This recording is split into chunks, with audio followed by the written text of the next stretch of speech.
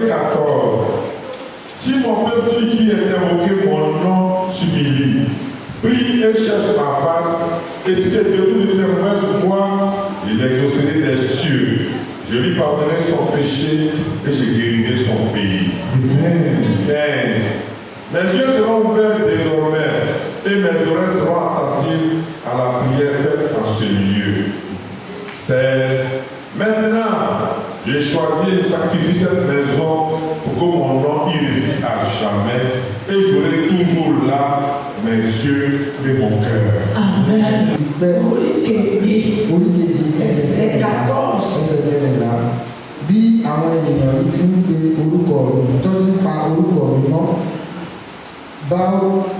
bá ilẹ̀ ara wọn sílẹ̀ tí wọ́n bá sì gbàdúrà tí wọ́n bá sì wá ojú mi tí wọ́n bá sì yí padà kúrò nínú ọ̀nà búburú wọn nígbà náà ni èmi yóò gbọ́ láti ọ̀run wá èmi yóò sì dárí ẹ̀ṣẹ̀ wọn jì èmi yóò sì wo ilẹ̀ wọn sàn.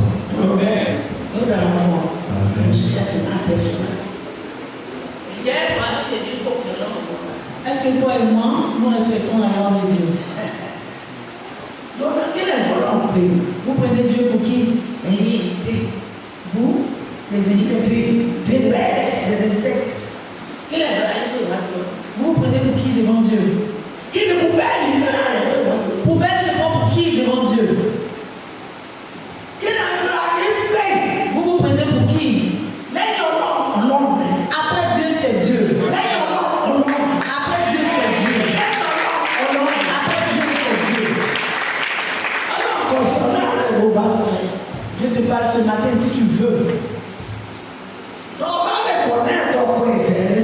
Si tu reconnais et que tu abandonnes tes péchés, et que tu as la crainte de Dieu, la personne qui n'a pas la crainte de Dieu, il est en train de se promener seulement, il est déjà mort. Sa vie est déjà gâtée.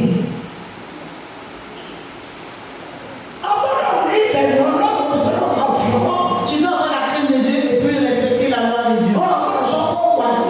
Tu ne dois pas dire que tu es là devant Dieu. Tu ne dois pas lever les épaules devant Dieu. Ta bouche ne doit pas murmurer devant Dieu. Tu ne dois pas juger ton prochain devant Dieu. Tu dois reconnaître Dieu. Que tu as offensé Dieu. Et il est en train de t'appeler.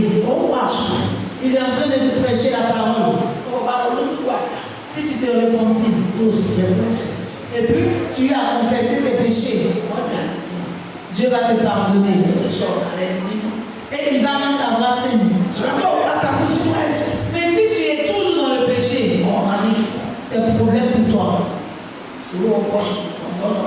Parce que tu as mis la culotte, tu es en train de combattre avec Dieu. C'est que la Bible dit non, on ne va pas les changer. Elle ne va même pas retirer un dedans pour quelqu'un. Comment est-ce qu'elle va enlever même? Comment est-ce qu'elle peut enlever?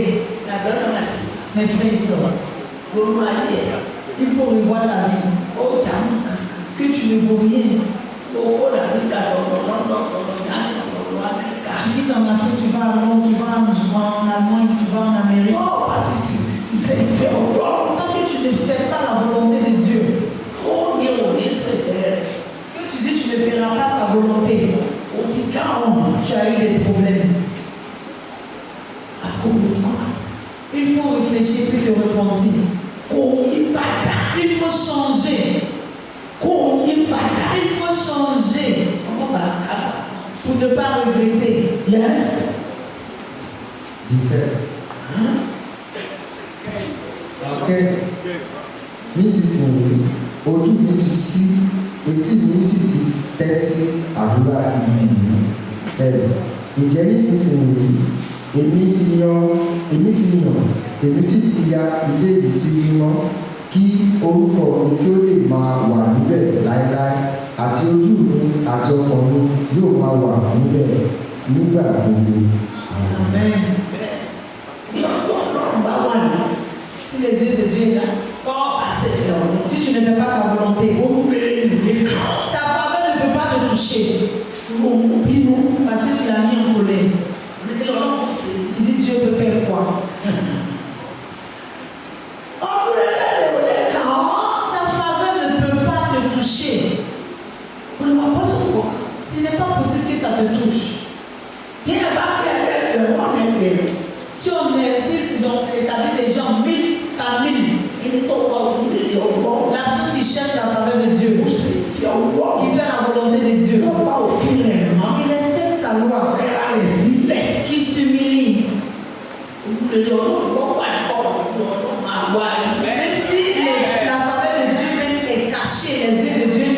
arriver sur cette personne.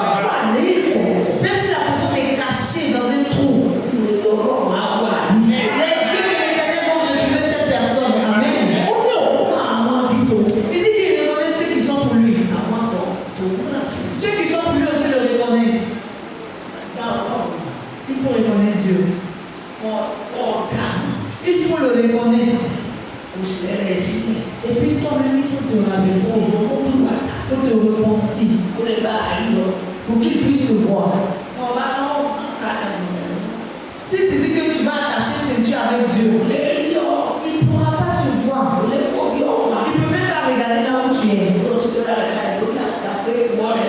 Parce que toi, tu t'es déjà positionné pour dire que toi et lui, là, vous êtes au même niveau. 17. Et quoi, si tu marches à ma présence comme a marché David ton père, faisant tout ce que je t'ai recommandé, et si tu observes mes lois et mes ordonnances. 18. J'affirmerai le trône de ton royaume comme je l'ai promis à David ton père en disant, tu ne manqueras jamais de successeurs qui règnent en Israël. 19. Même si vous détournez, si vous abandonnez mes lois et mes commandements que je vous ai prescrits, et si vous allez servir d'autres dieux et vous prospérer devant eux, 20. Je vous arracherai de mon pays que je vous ai donné. Je jeterai loin de moi cette maison que j'ai consacrée à mon nom et j'en ferai un sujet de sarcasme et de raillerie parmi tous les peuples.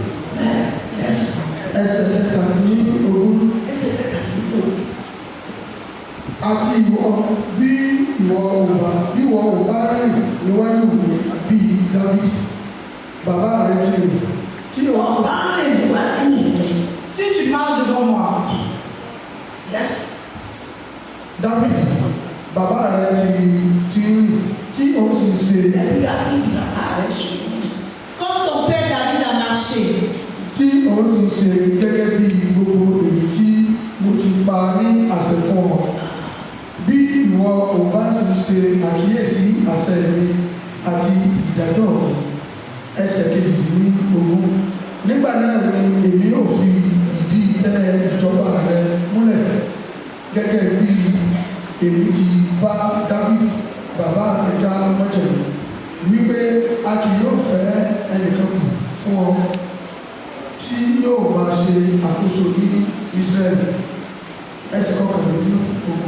Ṣùgbọ́n bí ẹ̀yin bá yí padà tí ẹ̀yin bá sì kọ àṣẹ mi àti òfin mi sílẹ̀ tí èmi ti ìkàlẹ̀ níwájú yín tí ẹ̀yin bá sì ń sin ọlọ́run mìíràn tí ẹ sì bọ̀ wọ́n.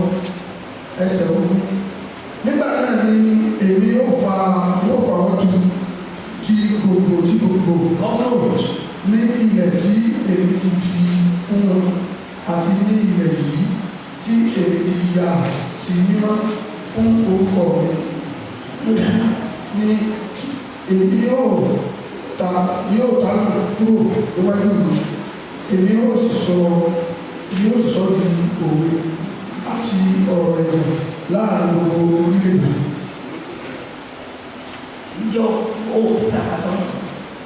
est-ce que tu n'as pas encore offrande à la loi de Dieu?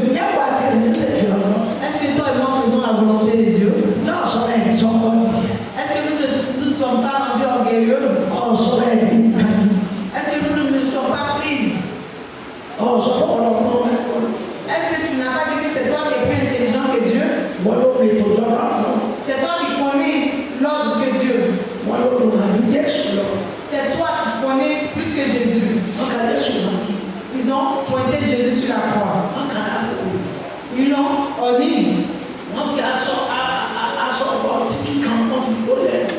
Ils ont pris le pain de vin pour frotter sa bouche. Ils ont déchiré ses vêtements.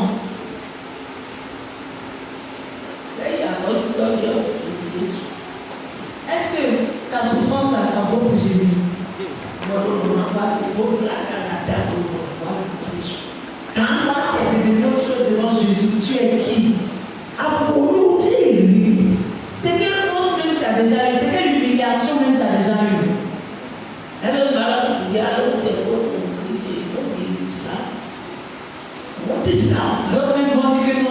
ils sont plus chrétiens, ils vont devenir musulmans carrément.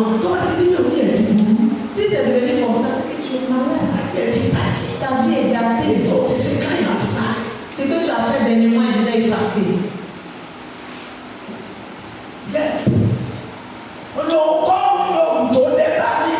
Quel que soit ce qui arrive. J'ai un espoir. Si cette vie passe, l'espoir, c'est la couronne des cieux. Chrétien têtu, tu ne pourras pas entrer au royaume des cieux. Chrétien orgueilleux. Comment dire, attends, tu n'as pas le partage dans le royaume des cieux. Tu es seulement dans le monde en vain. Parce que tu n'auras pas le pardon de Dieu. Ça ne sera pas possible que le pécheur puisse avoir le pardon de Dieu. Toi qui ne pardonnes pas ton prochain, tu ne pourras pas avoir le pardon de Dieu. Ça ne sera pas possible pour toi. Ton péché aussi t'attend à la frontière. Yes. Chrétien, il faut avoir un comportement. Même si tu es dans un véhicule, où tu es en train de marcher, si quelqu'un t'a bousculé, la personne qui t'a bousculé, quand tu es devant et puis la personne t'a bousculé, il est devant. Si tu dis pardon, vraiment béni. Tu es béni. Parce que tu t'es comporté comme la parole de Dieu. Chrétien, on ne voit même pas Jésus en toi. Fou même est plus vieux que toi. On ne voit pas Jésus en toi. C'est le comportement que Dieu ne veut pas, c'est ça qui est en toi. C'est la parole que Dieu n'aime pas qui sort de ta bouche. Toi-même, tu es en train de te juger toi-même. Sachons ce que nous faisons. Sachons ce que nous avons accepté.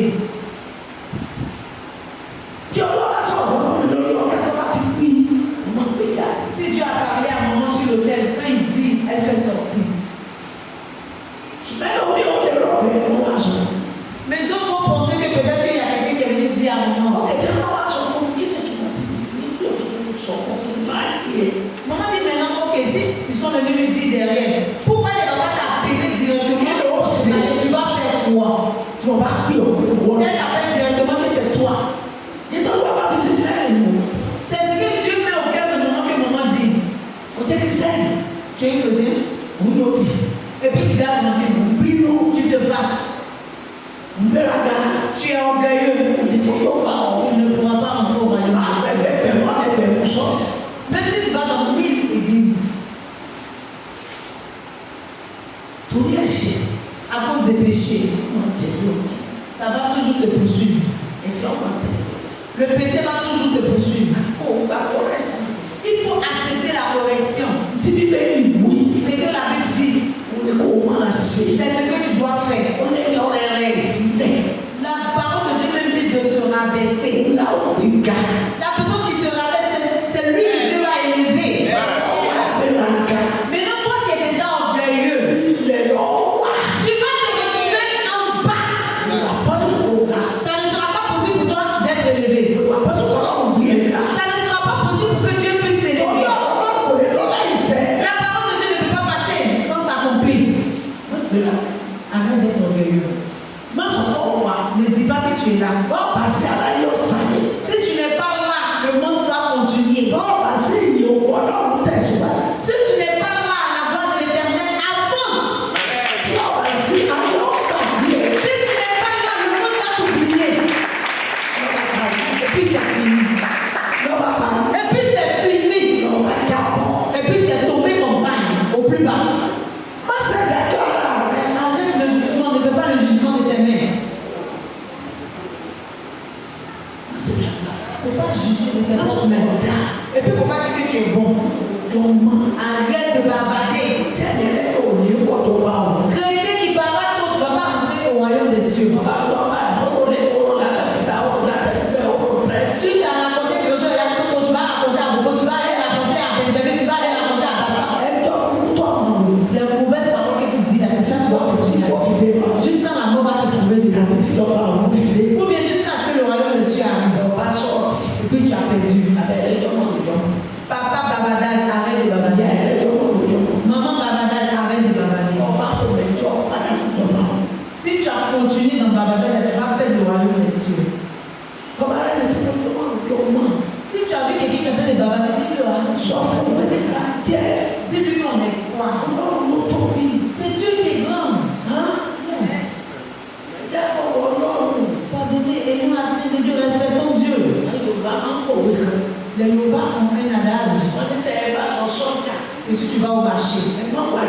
faut pas regarder le bruit du marché. Toi, tu veux réussir au marché.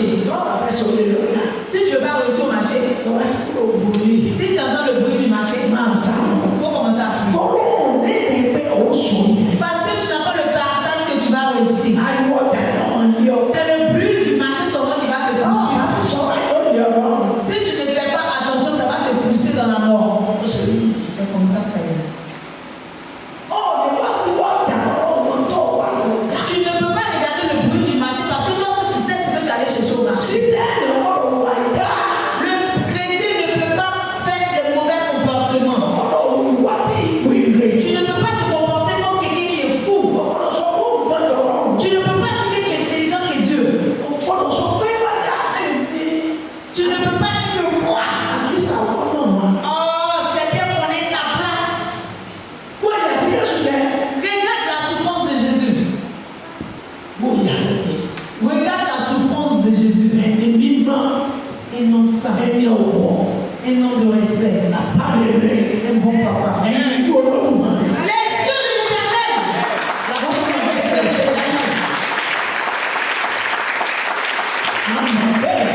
Et puis nous lui avons montré de respect. Amen.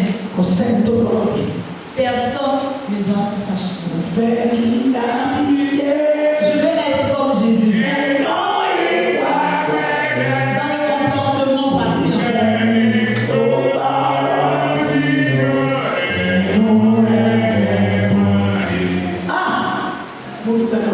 On remercie le Dieu. On remercie le Dieu. On remercie le Dieu vivant. Maman dit qu'elle ne sait pas qu'elle peut avoir la grâce. La grâce de patience. Maman dit vraiment Dieu l'étonne. Elle dit elle ne sait même pas qu'elle peut être à son niveau. Si tu dis tu es fâché, tu te fâches, maman dit elle va te faire face. Et puis elle va encore te prononcer les paroles de position. Tu vas faire quoi? Mais aujourd'hui, Jésus a tout arraché. Jésus l'a déjà rédigé ça. C'est ça qui l'a rendu heureux. Il a déjà racheté. Alléluia.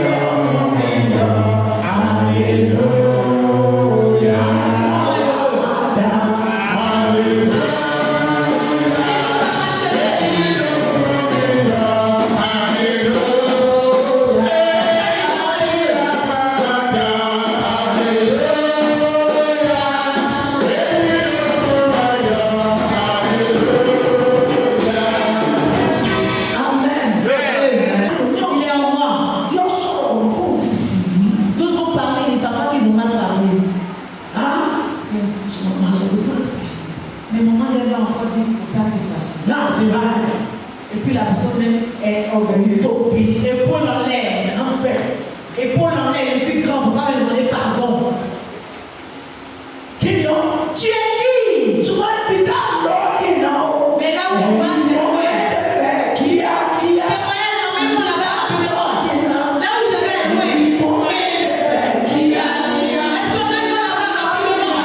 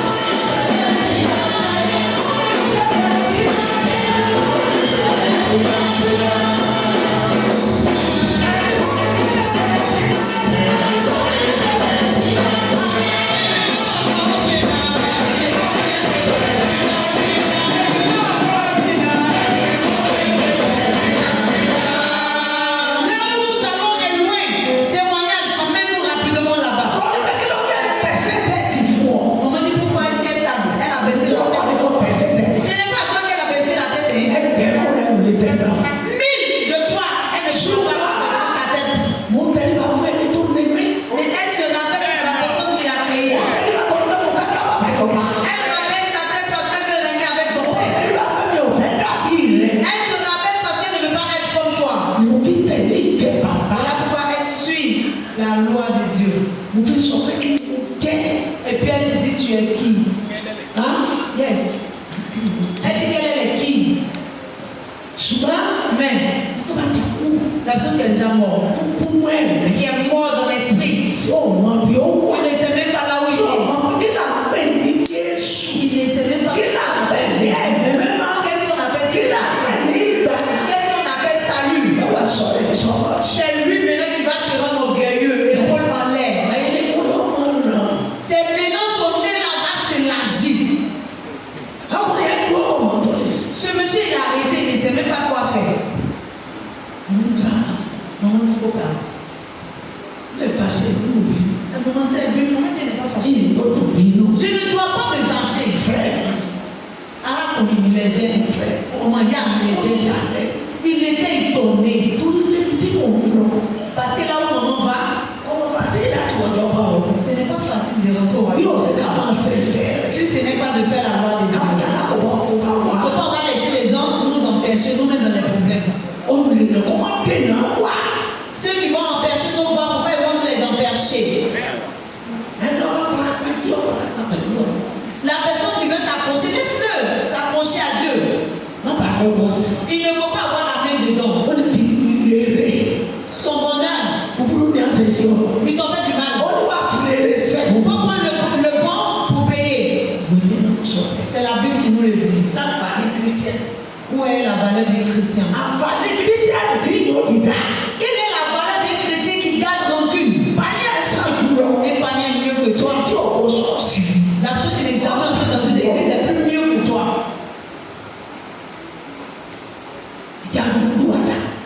Il faut vraiment se repentir.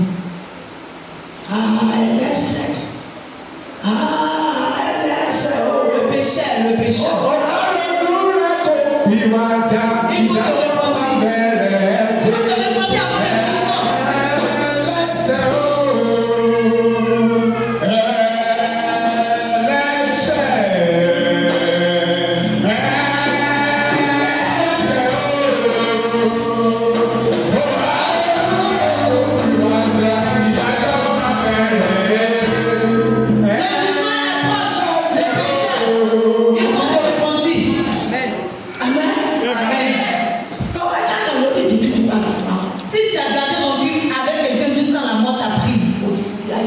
Tu es malvenu dans le monde. Tu es malvenu dans le monde. Il n'y a pas de pardon pour toi. Le péché ne doit pas être beaucoup. Sans se fâcher. La colère, la pluie ne doit pas tomber pour trouver ta colère dans nos cœurs. Et puis toi, tu as pris la colère pour faire habiller. Bon, ok. Ta colère, et puis toi-même, la colère. Si quelqu'un dit que lui, il est là devant Dieu, il n'est rien.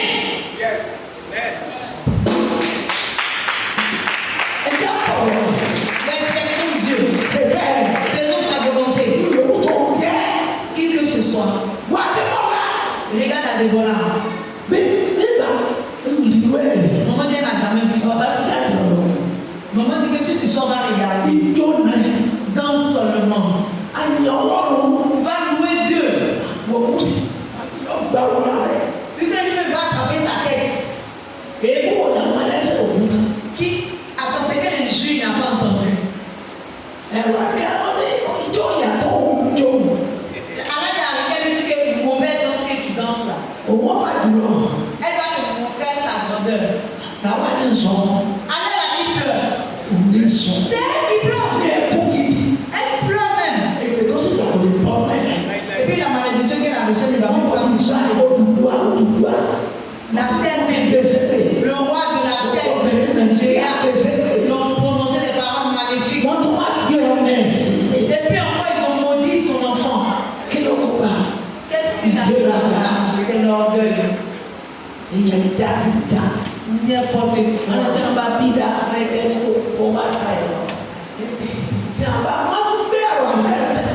Maintenant, les gens derrière lui, la visite des femmes là, viens voir ton ordinateur là chez nous là-bas. Quand ils savent là où tu as produit ça. Et puis la maman a dit, c'est dans ma main que tu as appris ça. C'est que tu as mis sur le plat de brûler là. Au nom de Jésus. Que Dieu nous arrête dans la main du diable.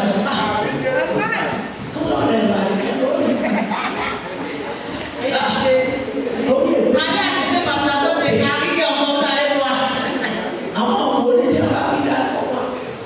Les gens de l'immobilisation pour moi, ils savent aussi est prête. Si elle n'est pas même à arriver là-bas, on ne veut même pas voir son produit. Vilaine voiture dans tête, c'est pour mener. Qu'est-ce qu'il a mis dans les produits de sa bouche avec son orgueil? Si tu as un enfant qui est orgueilleux, parle à ton enfant. Si tu as une femme qui est orgueilleuse, parle de lui. Si tu as un mari qui est orgueilleux, vous n'êtes pas beaucoup de vous montrer ensemble. Alors en fait, il ne faut pas l'aider. Il ne faut pas l'accompagner. C'est vrai que la vérité est appelée. Diable le dit. C'est toi lui-même. Donc c'est l'homme que tu viens servir. C'est l'homme que tu viens servir. Maman Dieu sait quel parade elle peut faire. Avec ce qu'on lui a fait sur cette montagne. Ils ont mis les gens qui sont dans le problème et ils ont mis dans le problème ceux qui ont besoin d'aide. Ils nous ont mis dans le problème. Ils nous ont mis dans le problème. Mais à cause de Jésus, maman n'a pas fait parade. Donc même pour aller en prison sans le savoir. Et puis ils ne vont pas te juger, tu es là-bas. Ils ne vont même pas avoir le temps de venir te donner manger. Si maman veut agir. Mais maman a laissé tomber à cause de la personne. À cause de son créateur. C'est lui qui lui a dit de se calmer. S'il n'y a pas ça, tu dois mettre Dieu devant toutes choses. Est-ce que toi-même tu peux te défendre? Voilà pourquoi maman nous dit toujours venons à cause de Dieu.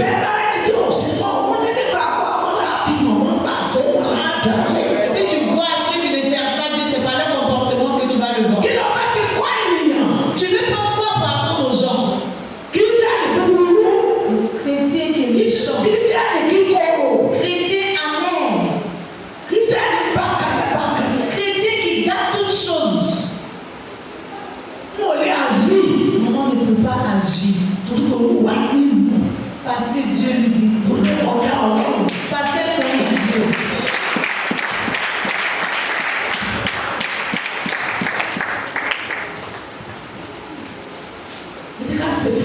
Faisons la volonté de Dieu. Obéissons à la parole de Dieu. Acceptons le manque de respect souvent. Si tu n'es pas, tu entends, même si tu ne sais, tu connais la souffrance de Jésus. Tu as un peu lu dans la Bible la souffrance de Jésus. Jésus a fait parole avec qui? Maintenant, c'est toi qui sais refuser frère. On va te manquer encore de respect. Tu vas souffrir plus que ça pour continuer. Faisons la volonté de Dieu. Parce que quand tu deviens chrétien, tu es devenu une personne à part. Chrétien qui est encore plus méchant que Satan. Il est plus méchant que le diable. Ça devient quoi? Il est plus méchant que le diable. Yes. Si on vient agir avec toi, et ça maintenant, Goliath et David vont se faire face. Si tu n'es pas fou, il faut réfléchir avant d'agir. Femme, faisons attention. Si nous voulons entrer, nous allons devoir accepter cette humiliation. Nous allons devoir accepter. Maman elle-même, elle a accepté. Elle a même accepté. Elle a donné, elle s'est rabaissée même pour son poulet. À cause de quoi? Bien pour savoir la faveur de l'Éternel.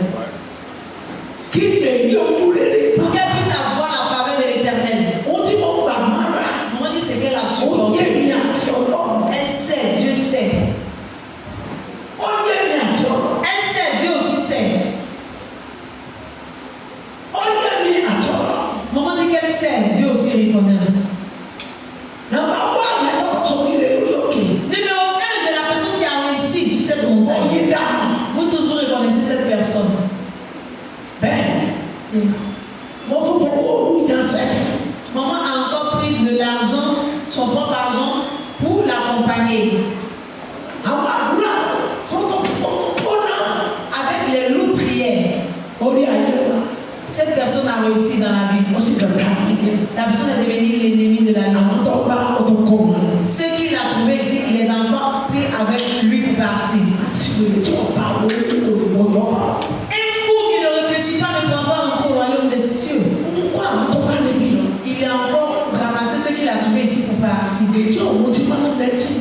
Ceux qui n'ont pas l'habitude de boire ont commencé à boire de l'alcool. Il les a détournés et les a emmenés chez le Satan. Il est devenu camarade avec là où il a pleuré pour aller dans la liste. Est-ce que vous avez vu maman s'est mise en colère? Ou bien devant vous pensez que maman a peur?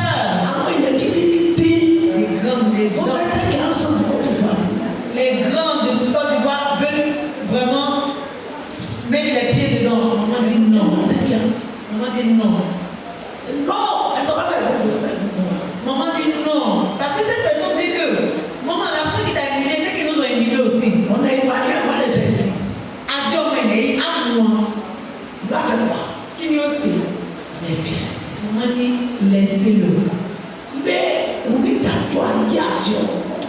Laissez le jugement qui est plus dur que le jugement de ce monde. Ces paroles seulement qu'on a entendues. C'est fini comme ça. Tu ne peux pas avoir. Si tu connais les gens dans le pays, s'il y a parade, il ne faut pas dire c'est fini. Vous ne vous saluez plus, vous ne vous parlez plus. C'est comme ça, ça sera pour toi aussi. Ton péché t'attend. Il faut te repentir ce matin. Nous tous, il faut qu'on se repentir. Nous tous, il faut qu'on se repentir. Nous tous, il faut qu'on se repentir. Si maman prie pour nous, les gens des ténèbres ne veulent pas. Mais c'est devant nous ici que maman n'est pas cachée, nous a dit ça ici. La prière que notre diacre a fait ce matin, venez, alléluia, le feu de Dieu. C'est comme ça qu'on a fait cette prière ce jour-là. Maman nous a dit de prendre ça dans les 4 coins. Dans les 4 coins. À minuit, cette femme appelle maman. Maman, la prière que tu as fait aujourd'hui là. Maman, pourquoi t'es fâchée? Mais les gens là, ils n'aiment pas ça.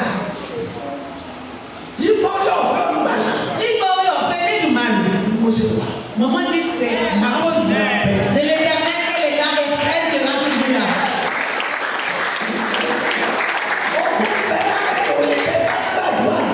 Maman dit tellement qu'il y a la guerre dans la vie de d'autres personnes. Quand tu pries, tu vas entendre des voix. Maman te respecte, mais tu n'as pas envoyé ça. Pour les laisser, on va saisir. C'est moi, allez voir. Maman dit, mais est-ce qu'elle peut regarder? Ils vont t'attraper. C'est là que tu te fâches avec Dieu. Maman dit, elle a pitié de toi. Au nom de Jésus. L'esprit qui écoute la prédication. L'esprit qui se repentit pour quitter dans le péché.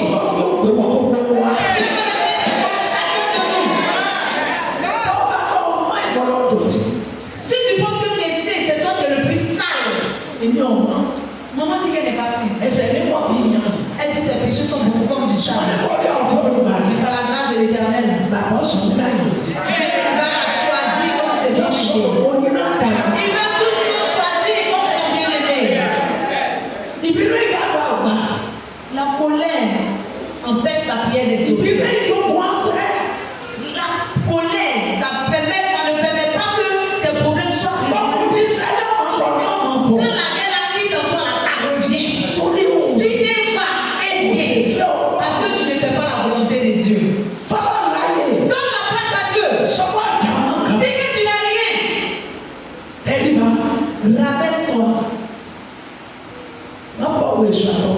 Il ne faut pas respecter le diable et ses disciples. Nous serons heureux à ce que tranquillement Dieu. Et si vous placez quelqu'un cette maison, quiconque passera après elle sera dans l'étonnement et dira: pourquoi l'Éternel a mis la situation sur le pays de cette maison? 22. Et l'on répondra: parce qu'ils ont abandonné l'Éternel, le Dieu de leur père, il les a fait sortir du pays d'Égypte. Parce qu'ils se sont attachés à d'autres dieux, se sont prosternés devant eux et les ont servis. Voilà pourquoi il a fait venir sur eux tous ces maux. Ẹsẹ̀ kọkànlélẹ́ ní ogún àti eléyìí tí ó ga yóò di ohun ìyanu fún gbogbo ẹni tí ó gba ibẹ̀ kọjá tó bẹ́ẹ̀ tí yóò sì pé èyí ṣe tí Olúwa fi ṣe báyìí sí ilẹ̀ yìí àti sí ilé yìí. Ẹsẹ̀ kọkànlélẹ́ ní ogún a ó sì dáhùn wípé nítorí tí wọ́n kọ Ọlọ́run àwọn bàbá wọn sílẹ̀ ẹni tí ó mú wọn ti ilẹ̀ Egypt jáde wá tí wọ́n sì di Ọlọ́run mìíràn mú tí wọ́n sì ń bọ wọn tí wọ́n sì ń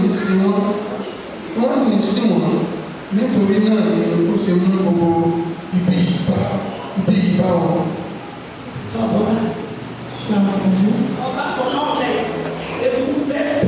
Si tu as laissé tomber Dieu, vraiment tu es en danger. Tu es en danger. C'est la lumière, l'alliance de Dieu, c'est la lumière. L'alliance de Dieu, c'est la lumière. C'est la lumière ici. Amen. Maman n'a pas mélangé. Elle n'a pas mélangé avec moi et moi. Maman n'a pas accepté au gris-gris. Les mauvais, qu'est-ce que vous avez mis dans vos maisons? Tout toi qui es sur la montagne de l'alliance, tous les médicaments qui sont dans ta caisse là, c'est déjà mort. Maman dit ce que vous voulez là, elle ne va pas accepter que vous le fassiez. Parce qu'elle ne va pas accepter que vous allez en enfer. Maman ne va pas accepter. Elle ne va pas accepter que vous prenez vos enfants pour faire des médicaments d'argent. Il y a d'autres animaux qui ne le savent pas. Tu es en train de soutenir les problèmes de ta vie. Ça ne sera pas possible. Maman dit c'est à faire de la passe. Et puis vous êtes entré dans le péché. Et puis elle fait comme si elle ne vous voit pas. Elle-même, elle a eu des problèmes. Pardonnez. Écoutez la parole de Dieu. Acceptez ce que Dieu dit. Acceptez l'humiliation. Parce que vous voulez rentrer dans la maison de la gloire, l'argent ne peut pas vous emmener là-bas. Il n'y a pas la position que vous serez dans ce monde. Ça ne peut pas vous envoyer au royaume des cieux. Mais votre comportement, votre façon de faire, ça peut nous emmener au royaume des cieux. Amen. Faisons la volonté de l'Éternel. Respectons-le. Il faut accepter l'humiliation. Il faut accepter l'humiliation. Il faut te rendre la boue. Il ne faut pas te mettre en colère. Il ne faut pas garder rancune. Il ne faut pas jouer au Dieu. Non. Tu veux rentrer au royaume des cieux et puis tu joues au Dieu. Arrête de jouer au Dieu. Pour que tu puisses rentrer au royaume des cieux. Pour que ta maison puisse avoir la paix. Ta vie et ta famille pour que vous puissiez être à l'aise. Faites la volonté de Dieu. Faites la volonté de Dieu. Faisons la volonté de Dieu. Obéissons à la parole de Dieu.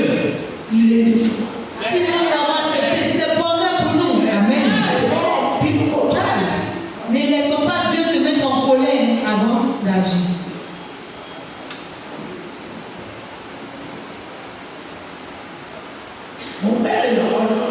Maman dit qu'elle est en train de demander à Dieu. Ce que Dieu ne lui donne pas la permission de faire, elle ne le fait pas. Mais si le moment arrive, maman dit elle ne va pas t'appeler au bureau. C'est ici devant le peuple. Elle n'a rien de cachette. gbàgbọ́. Et puis elle ne va pas faire pour pas que quelqu'un m'entende. Autorisation iṣẹ́ ìrànṣẹ́ mi. À cause de son ministère que tu es en train de Président prêcher. Côte d'Ivoire wọ́n sáyẹ̀nsì. Parce que le président de la Côte d'Ivoire a Bí signé o ṣe ṣe l'autorisation. ìrànṣẹ́ mi ní kàṣẹ́kàṣẹ́. Elle n'a pas fait son ministère en cachette. Lọ́pọ̀lọpọ̀ àdéṣilétì ẹ̀ làbá. Papa Désiré est présent. Wọ́n ti bá ìlò ìbámu mi. La Côte d'Ivoire est au courant de l'alliance de Dieu. Díẹ̀ máa pèlè máa ṣùgbọ́n. Olóhùn pé màmá ó yàn màmá.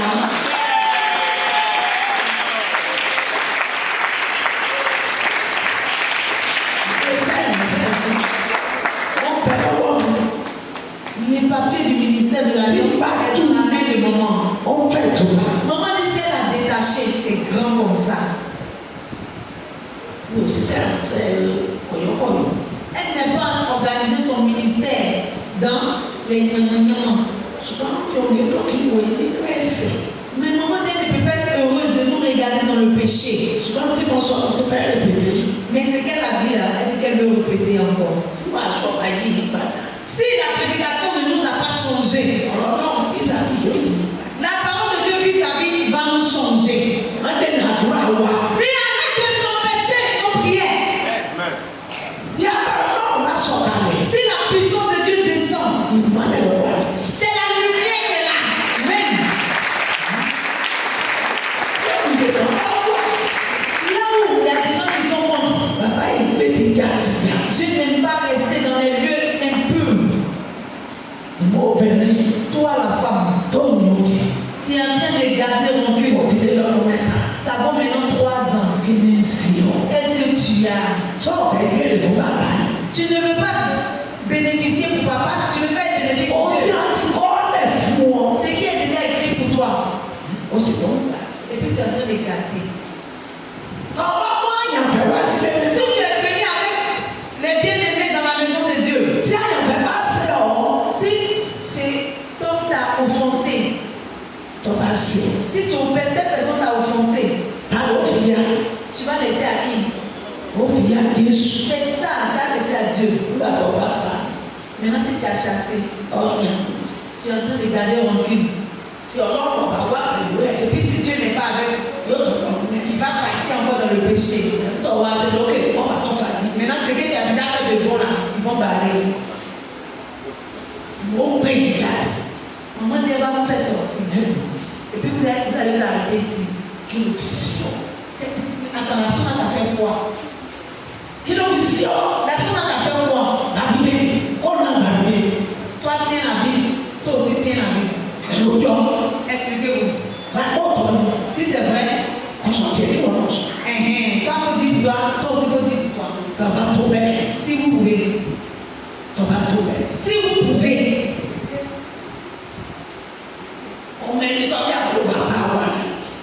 La personne qui est petite soeur ou petit frère de papa à la Bible, maman a appelé papa. Que voilà ce que Dieu lui a montré. Que cette personne, la personne qu'elle allait trouver, cette personne a montré la tête par la fenêtre. Et puis il dit viens. Cette personne lui a dit de rentrer. Elle est rentrée. Et ils ont donné l'argent à quelle personne d'aller acheter sucrerie. Et ils ont acheté sucrerie. Maman a dit papa ça ne doit pas être ainsi. À cause de son mari. Elle vient avec son mari ici. Mais après, le mari, à cause de son travail, il dit le travail qui est dans la même taille, le comportement de sa femme ne lui plaît pas. Ils ne se sont pas laissés, mais il y a pas là d'entre eux. Maman dit mais voilà ce que j'ai vu avec un fidèle. Mais papa, à la Bible, tu es un homme de respect.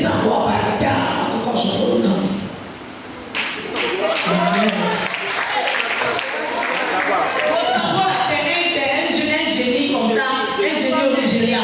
Mais quand il veut faire palabre, c'est ton nez qui va gronder. Yes.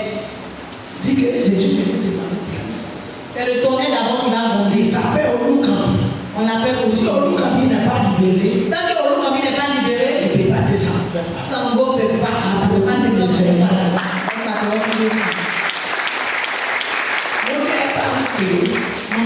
l'appeler. On va se dire, bon, Si elle peut entendre, on va se allez lui parler. dire, Papa a dit à maman pardon. il va sonner là. Maman, il faut parler avec elle au bureau. On va, Lui aussi sera là, il y a des relations.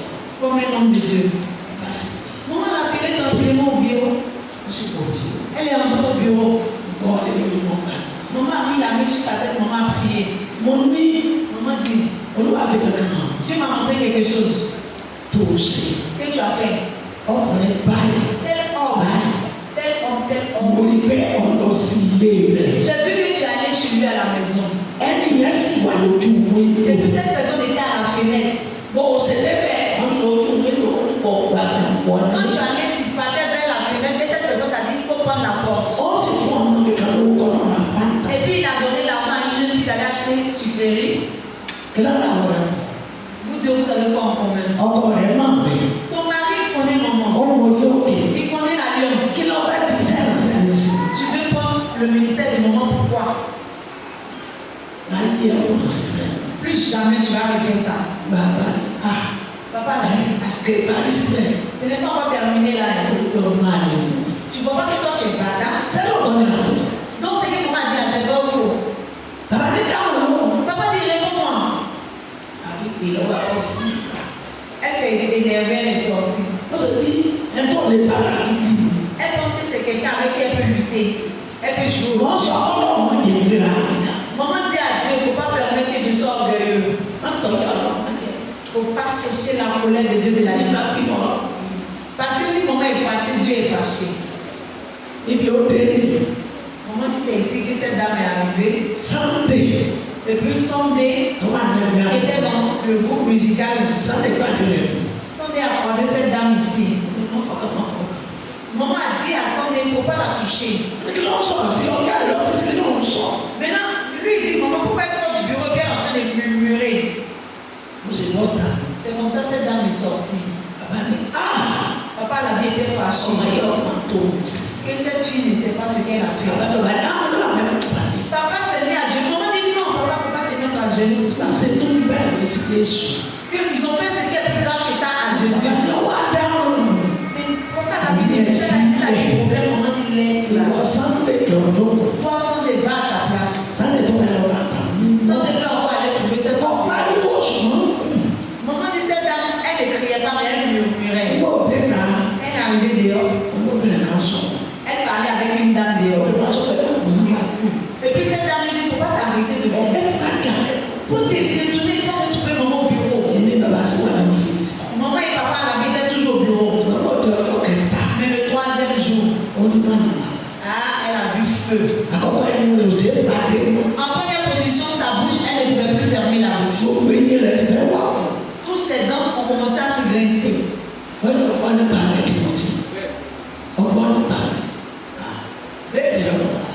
Il faut demander l'histoire à papa. Ils l'ont pris. Elle dit que sa maman en voyage, elle est souvent. Il faut qu'elle parte trouver sa maman au village. Parce qu'elle ne sait pas ce qui va se passer. Oui, c'est vrai. Mais elle avait peur de maman. Mais tu as peur de maman pour peut-être, est-ce que tu as demandé pardon? Toi qui as tort et puis tu ne sais pas, et puis tu as envie de te mettre des problèmes encore. Et puis on dit, ok, allez prendre un ticket. Moi, c'était Beaunois. Ils sont arrivés à Beaunois avec elle. Avant d'arriver à Beaunois,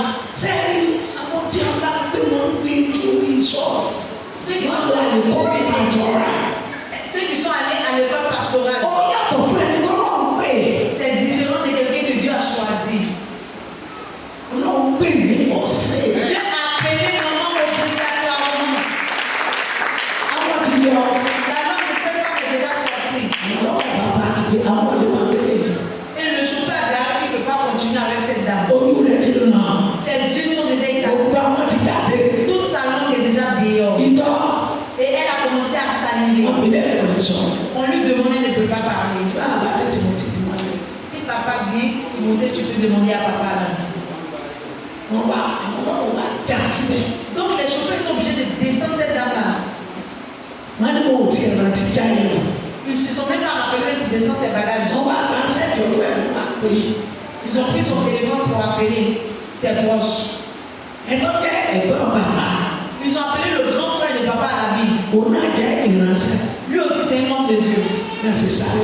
C'est comme ça qu'ils sont arrivés. Ils étaient à genoux ici devant maman. Maman dit non, ne faites pas ça. Maman dit, le monsieur dit, elle est folle, elle ne sait même pas ce qu'elle fait. C'est une femme. Quelqu'un, ils ont appris cela. Que allez, allons t'accompagner, tu allais demander pardon. Que donc c'est hier qu'ils ont appris qu'elle partait au Nigeria. Parce qu'elle a fait quelque chose de mauvais. Son mari connaît maman. Il connaît papa à la vie. Si son mari encore apprend que maman accepte que sa femme fasse l'adultère avec un fidèle dans l'église. Toi qui es fidèle de l'alliance, fais très attention. Rien ne doit être caché à l'homme de Dieu. Parce que ce que tu as dit dans ce décage là, ça y est dans mes moments. Ça y est dans mes moments. Ça y est dans mes moments. Donc que chacun de nous fassions attention. Maman dit qu'elle ne prie pas que mal nous arrive. Maman est en train de se garder, se tenir à cause de nous les fidèles. Pardonnez, rapprochons-nous de Dieu. Et toi qui gardes rancune, si tu veux que maman ne pas sortir, il ne faut pas t'arrêter bien, il faut continuer. Maman va te faire sortir ici.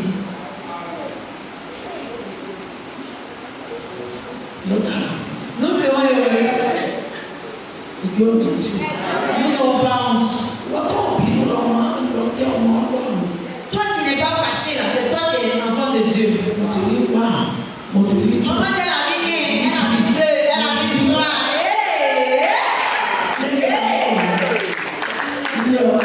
La maison de Dieu. Est-ce que c'est bon arrêter d'empêcher la prière d'exaucer? La rancune, ça empêche ta prière d'exaucer. Il ne faut pas empêcher nous qui ne gardons pas rancune là. Arrêtez, écoutez la parole de Dieu. Nous sommes une famille. Nous sommes une famille qui n'est pas une famille. Arrêtez de faire mal. Ne vous fâchez. Ne faites pas. Si quelqu'un t'a offensé, rapidement. C'est que tu m'as fait des si tu n'as pas bien dit à moi. Certainement, toi, maman va rappeler. Maman va corriger. Vous allez faire accolade. C'est fini comme ça. Il ne faut pas donner la place au diable. Le diable, il est content quand vous faites ça.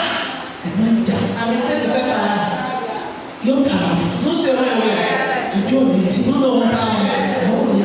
Nous aurons la miséricorde de Dieu.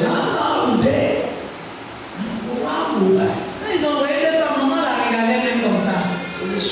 Elle ne peut plus parler. Maman a attrapé sa langue. Papa à la vie était présent. Que papa a la vie envoyé un sachet d'eau bénite. Maman a commencé à verser ça sur la tête de cette femme. Et Dieu l'a ramené à la maman.